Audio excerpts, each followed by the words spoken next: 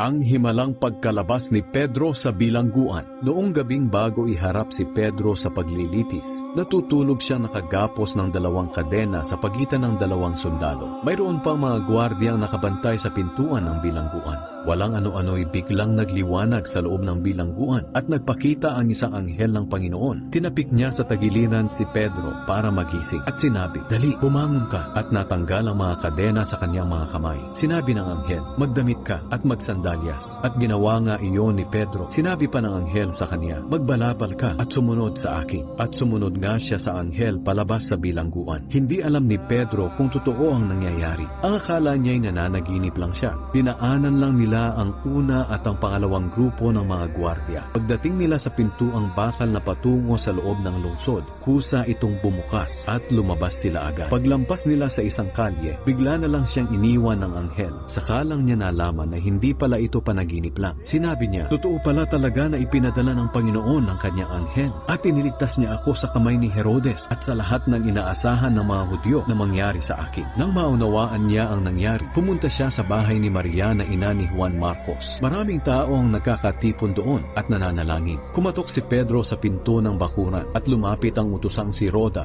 para alamin kung sino ang kumakatok. Nabosesan niyang si Pedro iyon at sa sobrang tuwa, sa halip na buksan ang pinto, tumakbo siyang papasok para ipaalam sa mga kasamahan niya na si Pedro ay nasa labas. Sinabi nila kay Roda, nasisiraan na yata ng bait, pero ipinagpilitan niyang si Pedro nga ang nasa labas. Kaya sinabi nila, "Baka anghel yon ni Pedro." Samantala patuloy pa rin sa pagkatok si Pedro. Kaya binuksan nila ang pinto. At nang makita nilang si Pedro nga iyon, hindi sila makapaniwala. Sinanyasan sila ni Pedro na tumahimik at ikinuwento niya sa kanila kung paano siya pinalabas ng Panginoon sa bilangguan. At sinabi niya sa kanila na ipaalam ito kay Santiago at sa iba pang mga kapatid. Pagkatapos umalis siya at pumunta sa ibang lugar.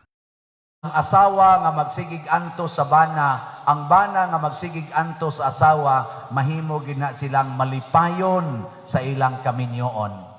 Kay kanaman kong kaminyoon, abisa kung sang buhata, maayo lang na sa sinugdanan. Gitawag na nilag honeymoon stage. Lami kay na sa sinugdanan, basta bag-o pa, pero magdugay na. Sus, ako lang nang gi-imagine, wa mo kasuway nga nako'y asawa, pero ako lang nang gi-imagine ba, pulan mangikos naong madri usahay nga, panagsara mi mag-abot. Unsa na ka ng asawa, tupad di mo, tanang baho imong mahanggap. Ina ka nagnaong, luura kagnaong nga namadugay, no? Pero, kinahanglan dyan kang muantos, aron mahimong tunhay ang inyong panagtiayon. Nya mo na sikreto sa kanindo.